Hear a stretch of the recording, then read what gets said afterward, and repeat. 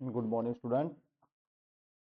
ये अपने मैट्रिक्स का पार्ट चल रहा था जिसमें मैट्रिक्स का फर्स्ट पार्ट है आपका अपलोड कर दिया गया है। ये सेकंड पार्ट है। ये आपको पता है बीएससी का जो फर्स्ट सेमेस्टर है उसमें भी, और आरपीएससी, टीजीटी, पीजीटी और डीएसएसबी में ये सिलेबस चल रहा है अभी।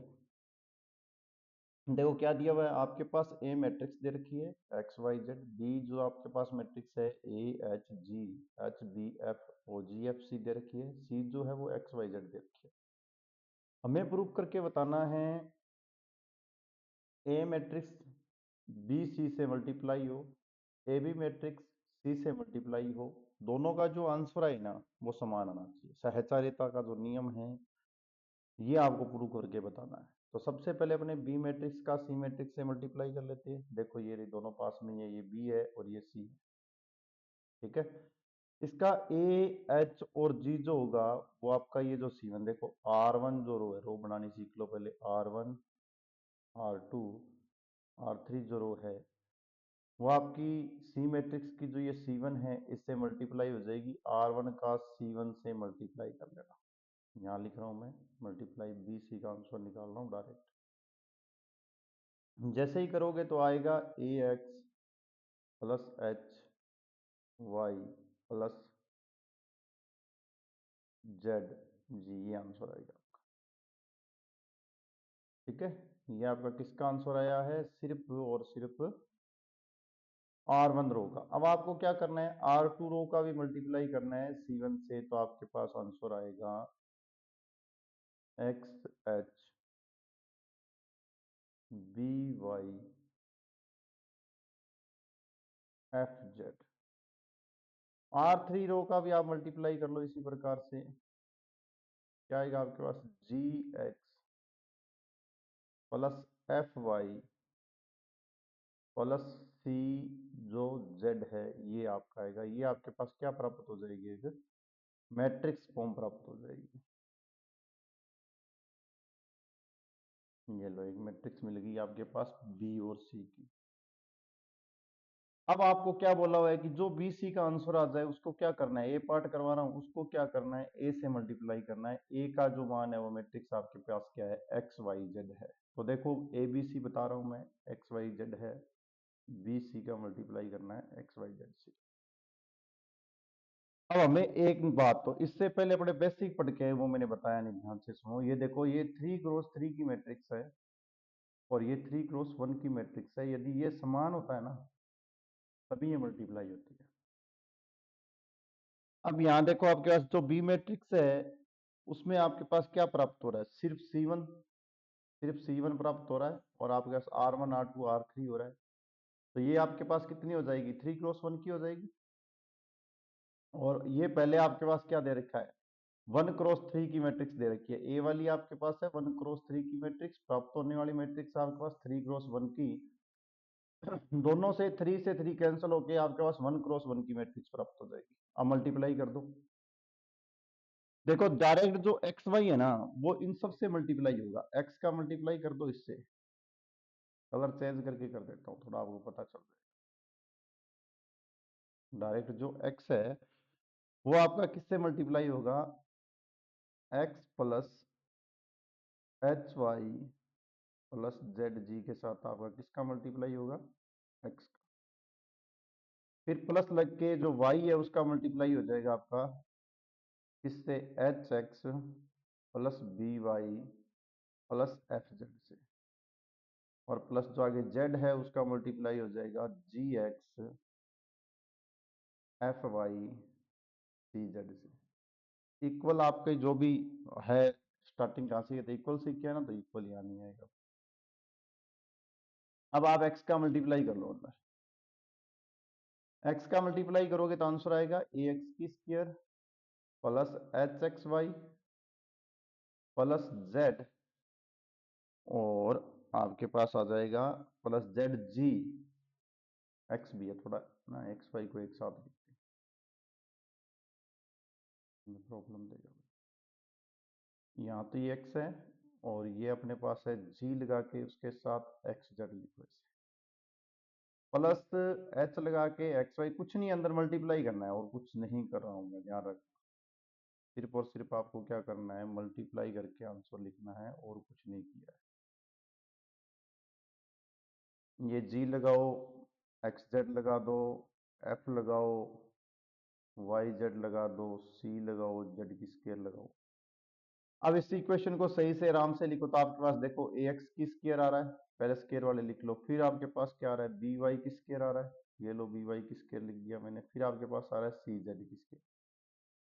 अब थोड़ा कलर चेंज करके देखो यहाँ ध्यान से, ये देखो टू आपके पास क्या बनेंगे, ये जी बन जाएंगे, टू ये आपके पास क्या बनेंगे, एफ बन जाएंगे, टू ये आपके पास क्या बनेंगे, ये एच बन जाएंगे। तो लिख दो यहाँ two G X Z plus two H X Z X Y और प्लस टू और आपके पास एफ और वाई और जेड आ जाए।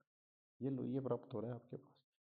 अब मैंने एक तरफ से आपको करवा दिया है, अब आप दूसरी साइड जो दी हुई है ना, जैसे मैंने बी सी का मल्टीप्लाई किया फिर ए से करवाया, अब आप लोग क्या करोगे, ए बी का पहले मल्टीप्लाई करोगे, पहले ए बी का मल्टीप्लाई करोगे, फिर आप उसका जो आंसर आ जाए उसका सी से करोगे। जैसे मैंने ये आंसर प्राप्त किया है वैसे ही आपके पास आंसर आएगा, लेफ्ट और राइट साइड आपकी क्या आएगी, इक्वल आएगी।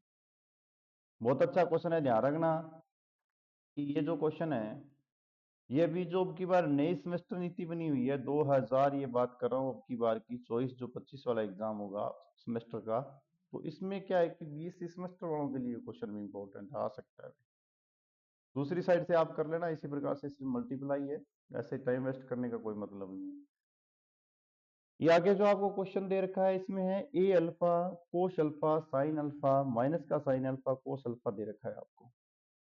क्या करना है, पहला पार्ट बोल रहा है कि एक तो आपको ए अल्फा की मैट्रिक्स बनाओ, एक आप ए बीटा की इसी प्रकार की मैट्रिक्स बनाओ, उन दोनों का मल्टीप्लाई करो तो आपके पास ए अल्फा प्लस बीटा आना चाहिए, ये बात बोल रहा है। तो बता देते हैं क्या दिक्कत है। ये आपके पास जो ए मैट्रिक्स है वो तो आपकी अल्फा वाली तो ये लिखी हुई है, मैं बीटा की लिख देता हूँ, चलो अल्फा की भी लिख देते हैं। ये लो क्या हुआ है, कोस अल्फा साइन अल्फा, यहाँ से माइनस लगा के साइन अल्फा और कोस अल्फा आया। उसके बाद में आपको क्या करना है, जो बी है उसमें आपके पास ए में बी नहीं है भाई, ए ही है, ये भी ए था और ये भी आपका क्या है, ए है।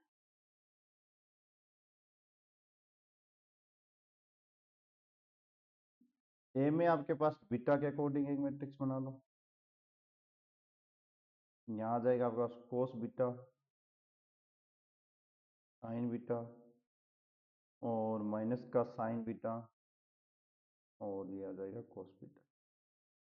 अब आपको क्या करना है, दोनों का मल्टीप्लाई आराम से कर सकते हो, देखो कैसे, टू क्रॉस टू की तो ये मैट्रिक्स है, ये भी आपके पास टू क्रॉस टू की मैट्रिक्स है, तो मल्टीप्लाई हो सकता है, कोई किंतु परंतु नहीं है भाई। करो इसका मल्टीप्लाई करो आराम से। देखो आप जैसे ही मल्टीप्लाई करोगे, पहले ये लिख लो, ए का अल्फा ए का बीटा, मल्टीप्लाई करोगे आप तो यहाँ से देखो कोस alpha sine alpha cos beta minus का साइन बीटा, ध्यान से देख लेना, माइनस का साइन बीटा, तो आपके पास जो आंसर आएगा वो आएगा जी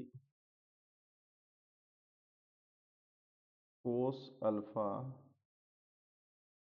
कोस बीटा माइनस का साइन अल्फा साइन बीटा, हो गया।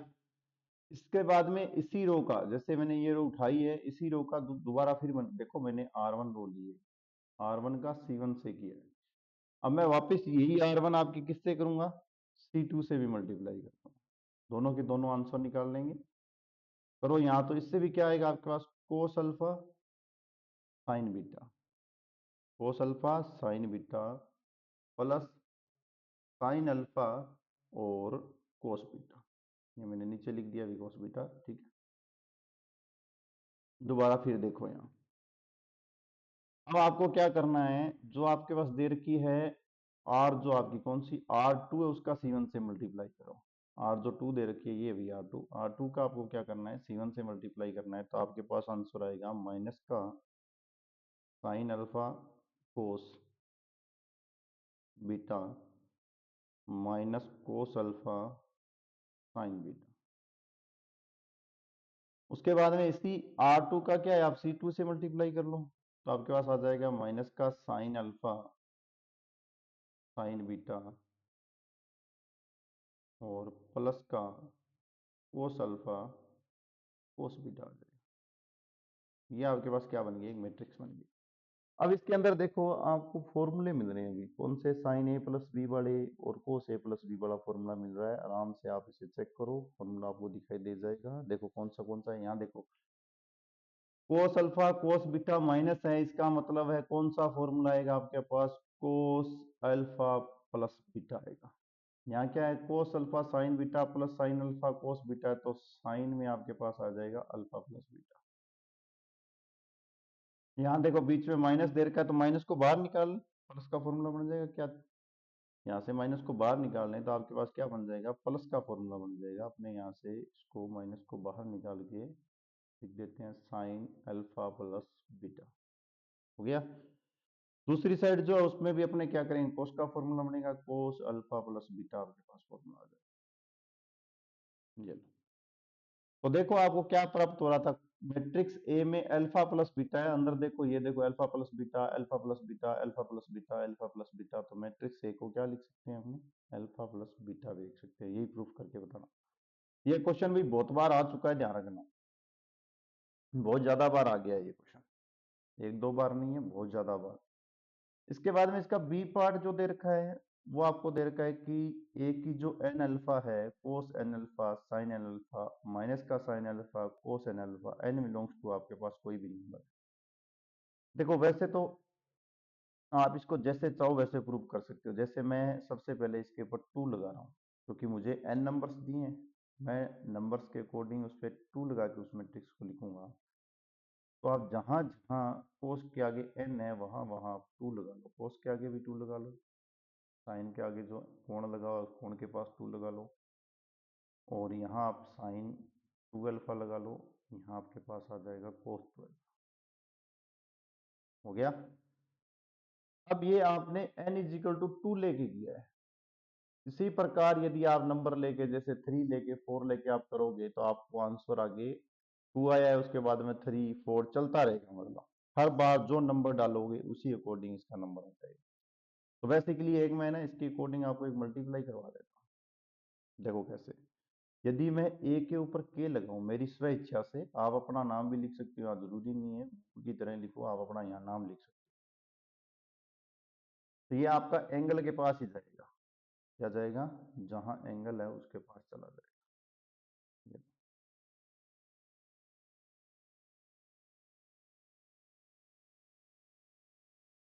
चला गया। इसका नॉर्मल जो मैट्रिक्स आपकी क्या है, नॉर्मल मैट्रिक्स क्या थी, ए मैट्रिक्स थी, उस मैट्रिक्स से इसका मल्टीप्लाई करना है। ए मैट्रिक्स भी मैं यहाँ लिख देता हूँ, मल्टीप्लाई नहीं चाहिए।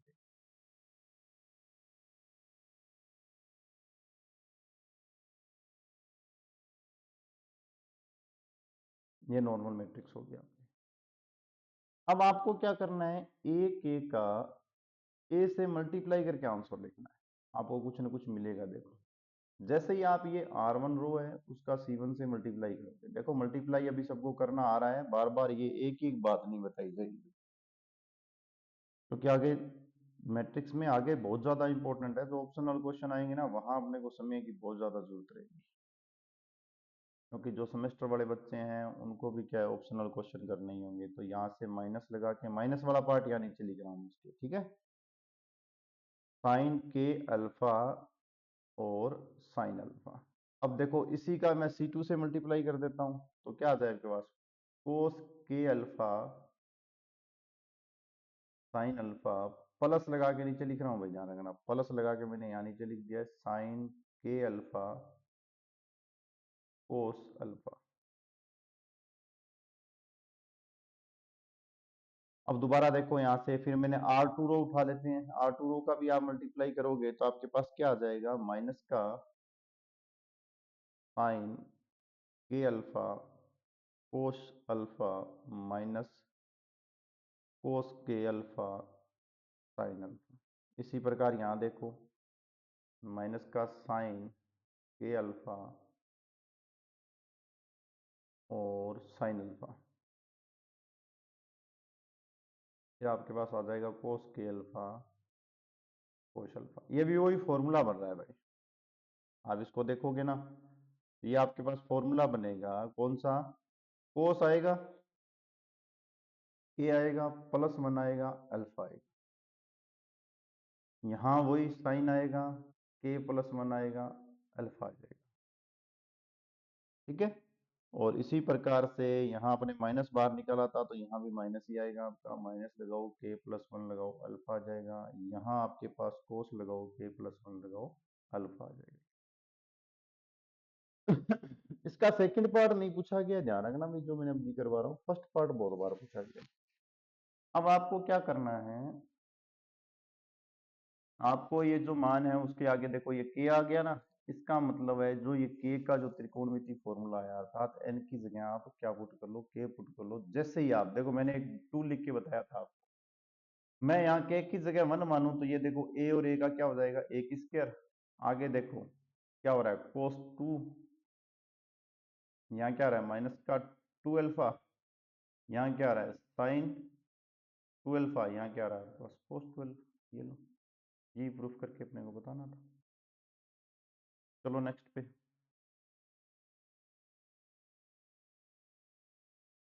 एग्जाम्पल नंबर 4 आपको दे रखा है, आई का मान दे रखा है, ई का मान दे रखा है, प्रूफ करके बताना। ध्यान रखना आरपीएससी और जो आपका टीजीटी पीजीटी लेवल है उसमें ये क्वेश्चन बहुत बार आया हुआ है, अभी तक कंपटीशन में ही आया है भाई, ध्यान रखना। वैसे 12th क्लास में भी ये क्वेश्चन था, वहां भी आ गया है।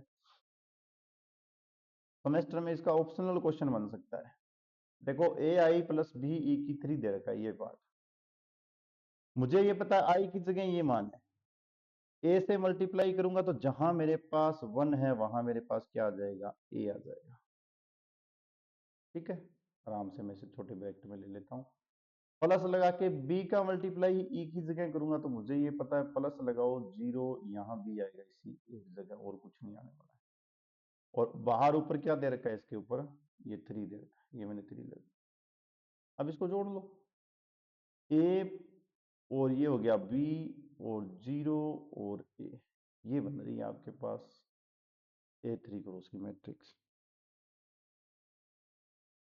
अब कहेंगे सर जी इसका 3 बार, हाँ जी 3 बार मल्टीप्लाई करना है। इसका सही रूप जो आएगा वो क्या आएगा, मैं इसके नीचे लिख देता हूँ थोड़ा सा, यहाँ ए बी जीरो, ए का पहले मल्टीप्लाई करो, फिर आपको करना है ए बी जीरो, ए का एक बार मल्टीप्लाई हो गया ये, दोबारा फिर करो, 3 बार आपको मल्टीप्लाई।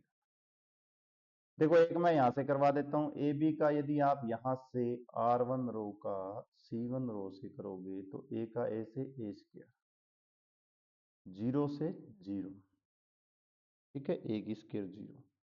दोबारा फिर देखो ए और बी का करोगे तो ए बी और फिर ए बी, कितने हो गए, टू ए बी आ गया, टू ए बी आ गया। ये देखो R2 रो का C1 से करोगे तो जीरो जीरो जीरो आ जाएगा। दोबारा जीरो और ए का करोगे तो यहाँ आपके पास एक स्क्वायर आ जाएगा। फिर दोबारा फिर आपको ए बी जीरो ए से मल्टीप्लाई करोगे तो इसका डायरेक्ट आंसर लिख रहा हूं, आप चेक कर लेना, A three three A B zero A three आएगा। ये आपका एक साइड होगी क्लियर। अब दूसरी साइड देखो क्या दे रखा है, ए थ्री का आई से मल्टीप्लाई, फिर थ्री ए स्क्र बी ई का मल्टीप्लाई, तो कोई किंतु परंतु नहीं है, डायरेक्ट जोड़ेंगे तो आंसर मिल जाएगा। देखो कैसे, पहले तो जो दे रखा है वो लिख देता हूं मैं यहाँ।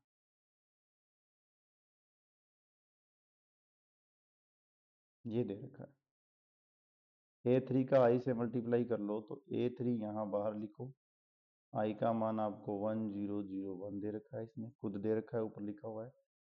थ्री ए स्क्र बी लिखो, ई का मान 0100 दे रखा है, डायरेक्ट मल्टीप्लाई करो, वन की जगह वैल्यू आएगी, दोनों को जोड़ दो, आपके पास आंसर आ जाएगा। कुछ नहीं करवा रहा है, सिंपल सा क्वेश्चन है, आ जाए तो बहुत अच्छा क्वेश्चन है। ओके। और ऑप्शनल जो RPSC first grade second grade की, क्योंकि ये वीडियो तो देखो किताब तो सेम ही रहती है, उनके लिए भी साथ में बता देते हैं। वो क्या है कि ऐसे यदि कोई बड़ा क्वेश्चन आ जाए तो ए और बी की जगह वन और टू पुट करके सोल्व कर लेना, आपका आंसर जल्दी निकल जाएगा। इतना गुणा भाग करने की जरूरत नहीं होती है, 1 2 लेके निकालो। ये देखो एग्जांपल नंबर 5 क्या कह रहा है, ए मैट्रिक्स का पहले तो मैट्रिक्स का मैट्रिक्स से मल्टीप्लाई करो तो आपके पास क्या आ जाएगी ए स्क्वायर, फिर उस मैट्रिक्स का फिर मल्टीप्लाई करो तो आपके पास क्या आ जाएगी ए3। यहाँ ए3 लिखो, 6 ए स्क्वायर लिखो, पहले मतलब -6 से मल्टीप्लाई कर लेना, 25 से मल्टीप्लाई, 42 से मल्टीप्लाई, योग करने पर 0 आएगा। बेसिक सा क्वेश्चन है, बहुत ही शानदार। आपको सिर्फ मल्टीप्लाई करके चेक करना है, जैसे आप ए मैट्रिक्स का ए मैट्रिक्स से मल्टीप्लाई कर रहे हो। देखो कई बच्चे हैं उनको दिक्कत आ रही है, मैं ये एक लाइन लिख के बताता हूँ आपको, ये एक ही लाइन लिख रहा हूँ। इस एक का एक से गुना करना है तो क्या आएगा, एक, -2 का 2 से करोगे तो -4। यहाँ देखो ये वैल्यू आएगी आपके पास a11 की, क्या आ जाएगा, 1 -4 और 3 का करोगे -9, ये मान आएगा। फिर आपको क्या करना है, इसी का ही R1 रो का C1 से मल्टीप्लाई करना है वापिस। फिर आप C2 से भी इसका मल्टीप्लाई कर लो, कैसे, -2 और 3 और 1, 3 -1 और 2 ये दे देगा, इससे फिर कर लो। 1 का -2 से करोगे तो यहाँ -2, -6 और +3 आ जाएगा। फिर 3 से करोगे तो 3 और +2 और +6 आ जाएगा। इनको जोड़ लेना, आपके पास आंसर आ जाएंगे, ये आपके स्क्वायर प्राप्त हो जाएगी। A3 से गुणा कर लेना, वैल्यू रख देना। देखो वैसे क्वेश्चन सिंपल सा है इसलिए नहीं करवा रहा, क्योंकि सिंपल क्वेश्चन तो क्या है, बच्चे आराम से बुक से देख से भी कर सकते हैं।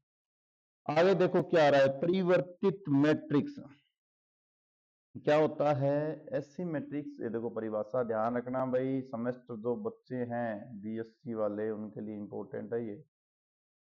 यदि किसी मैट्रिक्स ए के सभी पंक्ति और स्तंभों को बदल दिया जाए, जैसे कोई मैट्रिक्स है, मेरे पास ये कोई एग्जांपल लिख रहा हूँ, ए बी एक्स वाई है, इसके क्या है, पंक्ति और स्तंभों को बदल दिया जाए तो ये मैट्रिक्स क्या हो जाएगी, ए बी एक्स वाई हो जाएगी। पंक्तियों को मैंने क्या किया, R1 को मैंने यहाँ पुट कर दिया C1 में, R2 को मैंने क्या किया, C2 में पुट कर दिया। पंक्तियों और स्तंभ को बदल दिया जाए तो परिवर्तित मैट्रिक्स कहलाएगी, इसे रूपांतरित किया जाता है ए के ऊपर टी लगाकर।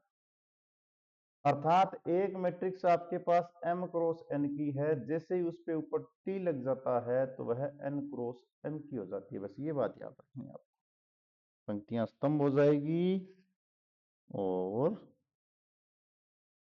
R है जो आपका C हो जाएगा, मतलब रो जो है आपका कॉलम हो जाएगा, कॉलम है वो रो हो जाएगा। ये एक्सचेंज करवाता है, बहुत अच्छा सा है, पूछा हुआ भी है और क्वेश्चन भी इससे अच्छे बनते हैं भाई, ध्यान रखना। इसके बाद में आगे चलो, परिभाषा है याद करते रहना। ऑर्थोगोनल लैम्बिक मैट्रिक्स भी सेमेस्टर वालों के लिए इंपॉर्टेंट है। अब कई कहेंगे सर जी इतनी इंपॉर्टेंट सारे बता रहे हो तो फिर हम सारे ही पढ़ लें। अरे सारे 120 नंबर का पेपर हो गया है भैया, तो 120 नंबर में आपके 2 यूनिट तो इस मैट्रिक्स वाली बुक से आएगी और बाकी की 3 यूनिट आपके किससे आएगी, ग्रुप थ्योरी से आएगी। तो जो बच्चे फर्स्ट गेट सेकंड गेट की कर रहे हैं उनको पता ही है कि मैट्रिक्स वाले से 2 क्वेश्चन आता है, ग्रुप थ्योरी वाले से 5 क्वेश्चन मिलते हैं। पिछले साल की तरह देखें तो उनको आपको पता ही है ज्यादा ही क्वेश्चन आ रहे हैं भाई बीएससी से, तो आराम से पढ़ो। लैम्बिक ऑर्थोगोनल मैट्रिक्स वह होती है जिसमें ए मैट्रिक्स का उसके परिवर्तित मैट्रिक्स से मल्टीप्लाई करें, आंसर आई आ जाए, चाहे वो लेफ्ट से करो राइट से करो, इस प्रकार की मैट्रिक्स आपकी क्या कहलाएगी, लैम्बिक ऑर्थोगोनल मैट्रिक्स कहलाती है। इसका एक फिक्स एग्जांपल है जो आपका होता है कोस अल्फा साइन अल्फा और माइनस का साइन अल्फा और कोस अल्फा, फिक्स एग्जांपल है इसका, आप इससे मल्टीप्लाई करो। यही यदि आपको पूछा जाए बीएससी वाले बच्चों कि एक एग्जाम्पल भी बताओ तो आप यही एग्जाम्पल उठा लेना और चेंज कर लेना, आपको आंसर मिल जाएगा।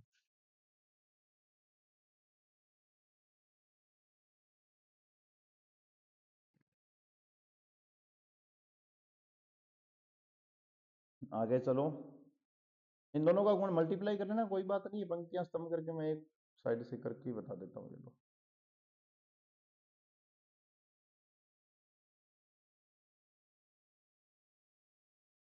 ये जो R1 रो है ना, इसका C1 से मल्टीप्लाई करो। देखो कोस का कोस से कोस की स्क्वायर, साइन का साइन से साइन की स्क्वायर, क्या आ गया 1, साइन स्क्वायर कोस की स्क्वायर 1 होता है। देखो कोस का साइन से माइनस का sine x cos x minus minus क्या हो जाते हैं 0। बस इतना ही करना है, यहाँ भी जीरो आएगा, यहाँ भी बनना है, बस सिंपल सा मल्टीप्लाई और कुछ नहीं है। अब एक दो लाइनें लिखो जो विशेष फर्स्ट ग्रेड वाले बच्चे हैं जो एग्जाम कंपटीशन एग्जाम की तैयारी करें उनके लिए विशेष लाइन है, बोल के बता रहा हूँ कि लाम्बिक मैट्रिक्स का सारणिक डिटर्मिनेंट मान प्लस माइनस वन होता है। बहुत बार पूछा हुआ क्वेश्चन है ये। यदि आपके पास ए व बी क्रम की दो लाम्बिक मैट्रिक्स है तो आपकी ए बी मैट्रिक्स भी और बी ए मैट्रिक्स भी क्या होगी, लाम्बिक मैट्रिक्स होगी, ऑर्थोगोनल मैट्रिक्स होगी। एक और कंडीशन होती है इसकी, दिखाऊं? चलो इसी एग्जांपल पे बताते हैं आपको। इनकी स्क्वायर करके जोड़ दो, एक ही आंसर आएगा। चाहे आप रोज को जोड़ो, कॉलम को जोड़ो, ऑर्थोगोनल मैट्रिक्स को स्पीड से चेक करने का तरीका ये होता है। आगे कुछ प्रॉपर्टियां इसके प्रगुण हैं जिनमें आपको ये देखो, ये तो नॉर्मल सी बात है, यदि इनमें ए प्लस और ए प्लस माइनस बी करें और टी लगा दें तो परिवर्तित मैट्रिक्स जो आपकी आएगी वो आपकी आ जाएगी। ए के ऊपर टी लगाओ प्लस माइनस बी के ऊपर टी लगाएगी, ये तो नॉर्मल है, किसी वैसे कोई बेसी का काम की नहीं है। इंपॉर्टेंट वाली ये है, ए बी के ऊपर आप टी लगा रहे हो, पहला व्यक्ति दूसरा व्यक्ति के ऊपर टी लग रहा है, परिवर्तित कर रहे हो, तो दूसरा व्यक्ति पहले आ जाएगा, ध्यान रखना, ये इंपॉर्टेंट है, कई बार बच्चे गलती कर देते हैं इसमें। और परिवर्तित का परिवर्तित, यदि किसी को परिवर्तित कर दिया फिर करो तो वापस वही स्थिति आ जाती है, ध्यान रखना। ठीक है, ये भी एक नॉर्मल सी परिभाषा कंसेप्ट है, बिल्कुल ही छोटे छोटे याद रखने वाले। अब सेमेस्टर वालों के लिए ये भी इंपॉर्टेंट है, सीमित और विषम सीमित मैट्रिक्स। या तो इसका क्वेश्चन आएगा आपका बी सेक्शन में या ये परिभाषा आएगी, चाहे बी सेक्शन में आपका हर्मिटियन से आ जाए चाहे इससे आ जाए। देखो सीमित की बात करते हैं। यदि आपके पास सीमित में सबसे पहली कंडीशन होती है वर्ग मैट्रिक्स होनी चाहिए। क्या होनी चाहिए? वर्ग मैट्रिक्स होनी चाहिए। कौन? ए आई जे क्रम की एक मैट्रिक्स होनी चाहिए, वर्ग मैट्रिक्स। वो क्या कहलाएगी? आपकी सीमित मैट्रिक्स कहलाएगी। और यदि आपके पास क्या है, ए आई जे जो है परिवर्तित करने के बाद में, जैसे मैं लिख देता हूं, यदि आप इस मैट्रिक्स ए पर ट्रांसफॉर्मेशन लगाते हो और वापिस वो का वही प्राप्त हो जाए, धनात्मक मिल जाए, तब तो वो कहलाएगी आपकी सीमित। और जैसे यदि आप इस पे ट्रांसफॉर्मेशन का नियम लगाते हो और माइनस ए हो जाए, तब वो कहलाएगी विषम सीमित। बस ये इतनी बात है इसकी, बस ऐसे लिखना है, ऐसे ही याद रखना है। बस कुछ कंसेप्ट है जो कंपटीशन के लिए, वो सुन लो, ध्यान रखना कि सीमित मैट्रिक्स के मुख्य विकर्ण के दोनों ओर समदूरस्थ अवयव समान होते हैं। जैसे ये डायगोनल है ना, मुख्य विकर्ण है, इसके जो इस तरफ वाले जो अवयव होते हैं, जैसे मैं एक मैट्रिक्स बना के बताता हूँ आपको, मुख्य विकर्ण में मैंने कोई अवयव नहीं लिखा है, बिल्कुल फ्री छोड़ दिया, ये माइनस लगाने का मतलब फ्री छोड़ दिया। जैसे यहाँ ए है तो समदूरस्थ अवयव यहाँ ए आएगा, यहाँ बी है तो समदूरस्थ अवयव यहाँ बी आएगा, ये बात बोल रहा है। ठीक है, समान रहते हैं किसमें? सीमित मैट्रिक्स में। सीमित मैट्रिक्स को परिवर्तित करके आपको टी ट्रांसफॉर्मेशन करके सीमित ही प्राप्त किया जाता है।